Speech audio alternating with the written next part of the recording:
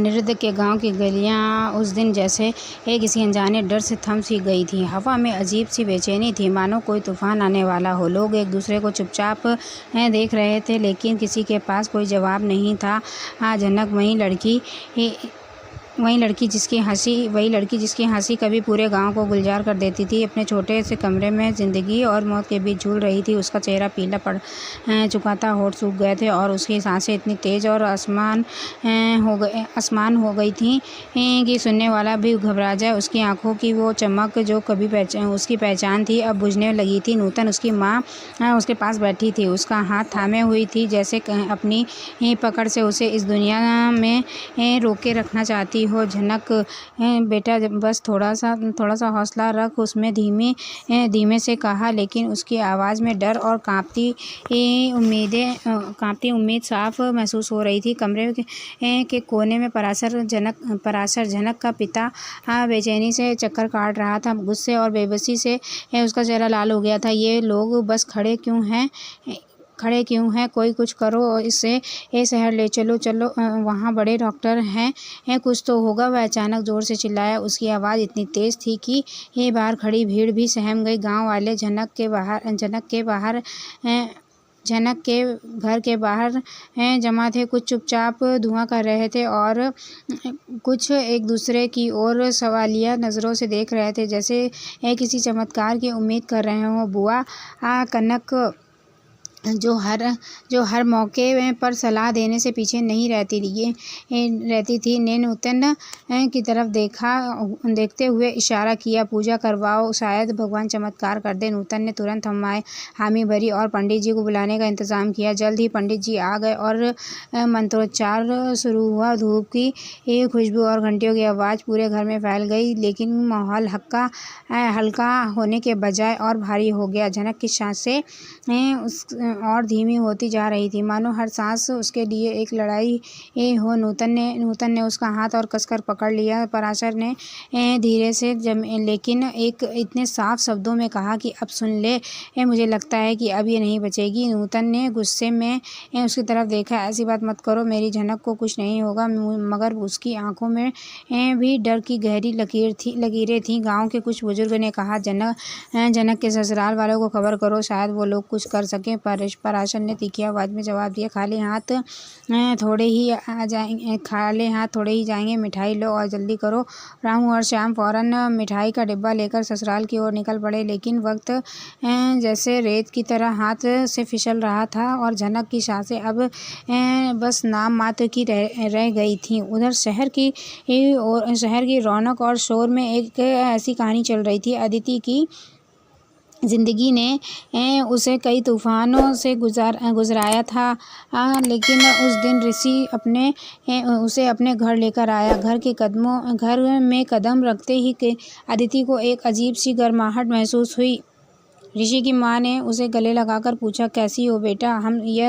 ये सुनते ही अदिति के दिल की बर्फ़ पिघलने लगी। उसने हल्के से मुस्कुराते हुए कहा, अभी तो देख रही हूँ माँ, आंटी कैसी हैं? माँ कहने से उसकी आवाज़ हिचकिचा गई, लेकिन ऋषि की माँ की सच्ची मुस्कान ने उसे मन का डर कुछ कम कर दिया। रास्ते में कोई दिक्कत तो नहीं हुई? माँ ने चिंता से पूछा। नहीं आंटी, अब सब ठीक है, अदिति ने जवाब दिया, लेकिन उसकी आवाज़ में हल्की सी काँप थी। ये रिश्तों की उम्मीद थी कि अदिति जल्दी ही उसे और उसके परिवार को अपना लेगी, लेकिन वह समझता था कि इसके लिए समय चाहिए। घर का माहौल हालांकि खुशनुमा था, वहाँ परिवार वाले अदिति को देखकर खुश थे। ऋषि की छोटी बहन अनन्या ने अदिति का हाथ पकड़कर रखा। हाँ दीदी, आप हमारे साथ खाना खाएंगी ना? उसकी मासूमियत ने अदिति का मन मोह लिया। हाँ बिल्कुल, अदिति ने मुस्कुराकर कहा और उसकी मुस्कान में एक लंबे समय बाद ताजगी आई थी। गांव के मुखिया जी भी उसी दिन ऋषि के घर पहुंचे। उन्होंने अदिति को देखकर कहा, बेटा तुमने बहुत कुछ सहा है, लेकिन जिस हिम्मत से तुमने सब झेला वह काबिले तारीफ़ है। अदिति वह सिर झुकाकर बोली, जी शुक्रिया। ऋषि की माँ ने उसका हाथ थाम कर कहा, टेंशन मत लो बेटा, सब ठीक हो जाएगा, बस थोड़ा सा समय दो। अदिति ने हल्के से सिर हिलाया, लेकिन उसके मन में अब भी सवाल थे, क्या वह सच में इस परिवार का हिस्सा बन पाएगी? इधर गाँव में पूजा जोर शोर ज़ोर शोर से चल रही थी, लेकिन नूतन की आँखों में आंसू नहीं रुक रहे थे। मेरी बेटी मुझे छोड़कर नहीं जा सकती, वह बार-बार कह रही थी। जनक की पलकों का भार बढ़ने लगा था और उसकी सांसें जैसे धागे से बंधी आखिरी उम्मीद बन चुकी थी। नूतन ने जनक का चेहरा अपने हाथों में लेकर उसे हिलाया। नहीं बेटा, तू ऐसा नहीं कर सकती। बुआ कनक ने सांत्वना दी, जितना चिंता मत कर, पूजा से सब ठीक हो जाएगा। लेकिन उसकी आवाज़ में भी विश्वास की कमी साफ झलक रही थी। बाहर खड़े गांव वाले भी अब जैसे मान चुके थे कि बस कोई चमत्कार ही जनक को बचा सकता है। उसी शाम ऋषि ने अदिति को अपने परिवार के साथ रक्षाबंधन के खास उत्सव में शामिल होने के लिए कहा। स्टार परिवार के स्पेशल में दिखाई गई तरह यह भी एक अनोखा जश्न था, जिसमें अदिति और अनन्या के बीच एक खास रिश्ता बनने लगा। अनन्या ने अपने हाथ से बनाई राखी अदिति को दिखाते हुए कहा, दीदी, यह मेरी पहली राखी है जो मैंने खुद बनाई है। तुम इसे बांधोगी ना? उस मासूम सवाल में अदिति को अपनापन महसूस हुआ, जैसे जिंदगी उसे फिर से रिश्तों की डोर थमाने आई हो। यह सब चल रहा था। लेकिन गांव में वक्त जैसे ख़त्म हो रहा था। हर सांस के साथ जनक की लड़ाई कमज़ोर पड़ रही थी और अनकहे डर का साया पूरे घर पर छा गया था। कोई नहीं जानता था कि अगले पल क्या होने वाला है। बस उम्मीद, डर और दुआ ही बची थी। अदिति की आंखें उस वक्त भर आई जब उसने अनन्या की कलाई पर अपनी हाथों से राखी बांधी। उसने अनन्या को गले लगाकर कहा, तू मेरी छोटी बहन है और तो मैं हमेशा तेरे साथ रहूंगी। यह शब्द कहते ही उसके दिल से एक भारी बोझ उतर गया। उसे पहली बार लगा कि अब वह सचमुच इस परिवार का हिस्सा बन रही है। ऋषि की माँ ने प्यार से कहा, बेटा, अब तुम हमारी बेटी हो, यह घर तुम्हारा है। अदिति ने मुस्कुराकर जवाब दिया, आंटी, आपके सबके प्यार ने मुझे नई जिंदगी दी है। मुखिया जी, जो पास ही बैठे थे, आशीर्वाद देते हुए बोले, अदिति, तुमने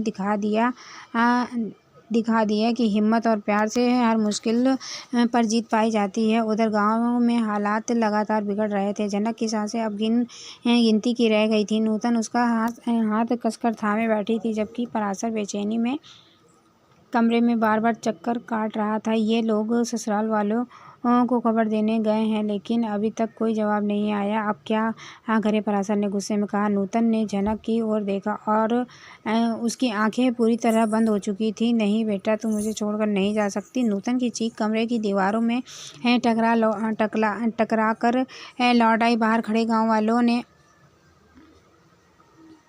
ने सलाह दी, शहर ले जाओ और बड़े डॉक्टर हैं, शायद कुछ हो जाए। पराशर ने गुस्से में जवाब दिया, अब समय कहाँ बचा है, पहले कोई नहीं बोले। नूतन ने जनक का चेहरा अपने हाथों में लिया। बस थोड़ा सा हौसला रख बेटा, मैं तुझे नहीं जाने दूंगी। लेकिन जनक की सांसें अब पूरी तरह थम चुकी थी। तभी मानो भगवान ने उनकी सुन ली हो। शहर से एक डॉक्टरों की टीम गाँव पहुंची। उन्होंने बिना वक्त गंवाए जनक की जांच की और तुरंत उसे हॉस्पिटल ले जाने की तैयारी शुरू कर दी। नूतन और पराशर की आंखों में उम्मीद की एक आखिरी किरण जगमगाई। इस बीच शहर में अदिति की जिंदगी भी बदल रही थी। अब वह कॉलेज में जाने लगी थी और ऋषि उसका हर कदम पर साथ दे रहा था। एक दिन ऋषि ने उससे कहा, तुम अब पहले से ज़्यादा मजबूत हो और मुझे तुम पर गर्व है। अदिति ने हल्की मुस्कान के साथ जवाब दिया, ऋषि, तुम्हारे परिवार के बिना मैं यह सब नहीं कर पाती। ऋषि ने अदिति को खुश करने के लिए एक छोटा सा पिकनिक प्लान किया। वह उसे शहर के एक खूबसूरत पार्क में ले गया, जहां दोनों ने ढेर सारी बातें की, खूब हंसे और एक दूसरे के साथ बिताए हुए हर पल को महसूस किया। अदिति को लगा कि उसकी ज़िंदगी में खुशियां फिर से लौट आई हैं। उधर गांव में डॉक्टरों की मेहनत रंग लाई। उन्होंने जनक को बचा लिया। उसकी हालत अब स्थिर थी और नूतन की आंखों में खुशी के आंसू थे। मेरी बेटी वापस आ गई, उसने रोते हुए कहा। पराशर ने डॉक्टरों को धन्यवाद किया। आप लोगों ने मेरी बेटी की नई ज़िंदगी दी। गाँव के लोग भी इस खबर से झूम उठे। इस बार पूजा की गूंज चिंता नहीं बल्कि खुशी की वजह से थी। जब जनक को होश आया उसने अपनी माँ को गले लगाया। माँ, मैं ठीक हूँ, अब तुम रोना बंद करो। और नूतन ने हंसते हुए कहा, तू ठीक है? बस यही मेरी ज़िंदगी की सबसे बड़ी खुशी है। कुछ महीनों बाद झनक और अदिति की ज़िंदगी पूरी तरह बदल चुकी थी। झनक पूरी तरह स्वस्थ थी और उसने तय किया था कि वह अपनी पढ़ाई पूरी करेगी, गांव के बच्चों को पढ़ाएगी। उधर अदिति ने कॉलेज की पढ़ाई पूरी की और एक अच्छी नौकरी हासिल कर ली। ऋषि और उसका परिवार हमेशा उसके साथ रहा। एक दिन झनक और अदिति की मुलाकात हुई। उन्होंने एक दूसरे की कहानियाँ सुनी और गले लगाकर कहा, हम दोनों ने ज़िंदगी की जंग जीती। अदिति ने कहा, अब हम दूसरों को भी हिम्मत दे सकते हैं। जनक ने गांव में एक छोटा सा स्कूल खोला जहां वह बच्चों को पढ़ाने लगी। उसकी हिम्मत और जिंदा दिली ने पूरे गांव को प्रेरित किया। नूतन और पराशर को अपनी बेटी पर गर्व था। अदिति ने अपनी नौकरी में तरक्की पाई और ऋषि के साथ अपनी ज़िंदगी को और खुशहाल बनाया। एक दिन ऋषि ने अदिति से कहा, क्या तुम मुझसे शादी करोगी? अदिति ने हंसकर कहा, ऋषि, तुमने तो पहले ही मुझे अपने परिवार का हिस्सा बना लिया है, अब और क्या चाहिए। उनकी शादी धूमधाम से हुई जिसमें गांव और शहर दोनों जगह के लोग शामिल हुए। जनक की इस खुशी में शरीक हुई। उसने अदिति को गले लगाकर कहा, तुम्हें देखकर लगता है कि ज़िंदगी कितनी खूबसूरत हो सकती है। जनक गांव के बच्चों को पढ़ाकर एक मिसाल कायम कर रही थी, जबकि अदिति ने अपने प्यार के साथ एक खुशहाल ज़िंदगी बिताई। कुछ समय बाद जब वे दोनों फिर से मिली, उन्होंने एक दूसरे से वादा किया, हम हमेशा एक दूसरे के साथ देंगे। जनक ने कहा, हमारी कहानी सिर्फ हमारी नहीं बल्कि हर उस इंसान की है जो हिम्मत नहीं हारता। अदिति ने मुस्कुराकर कहा, बिल्कुल, और अब हम दूसरों को भी यह हिम्मत देंगे। इस तरह दो अलग अलग राहों पर चलने वाली ये कहानियाँ एक हो गईं। झनक और अदिति ने अपनी अपनी ज़िंदगी में नई शुरुआत की और उनके साथ उनका परिवार और गांव भी नई उम्मीदों और खुशियों के साथ आगे बढ़ा।